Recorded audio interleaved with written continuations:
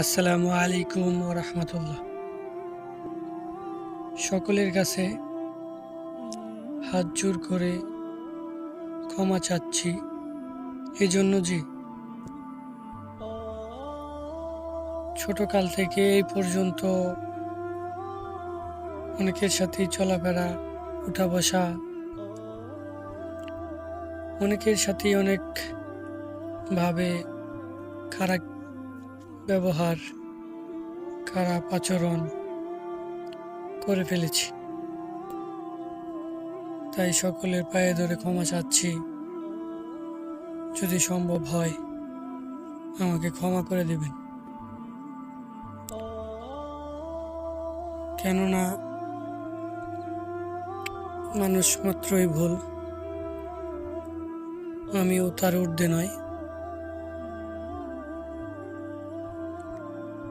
একখানে চলতে গেলে, এখানে থাকতে গেলে অনেক ভুল ত্রুটি হয়ে থাকে।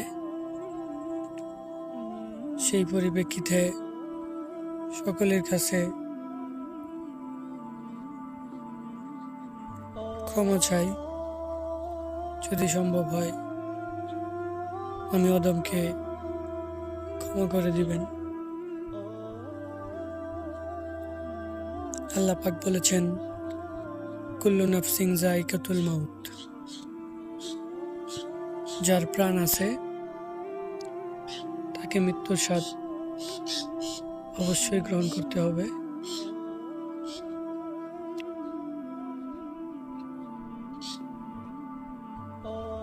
আমার আল্লাহ আমাকে বেশ কিছুদিন যাবৎ কিছু বোঝানোর চেষ্টা করতেছে। কি বুঝাতে চাইতেছেন আল্লাহ পাকই ভালো জানেন, কিন্তু আমি যা বুঝলাম, মনে হয় আমার হায়াত শেষের দিকে।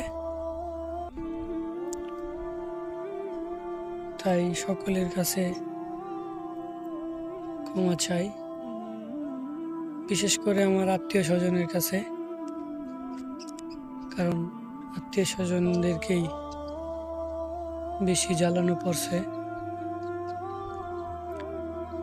সকলের কাছেই মাপ চাই এবং আমিও সকলকে মাফ করে দিলাম ইনশাল্লাহ। আমার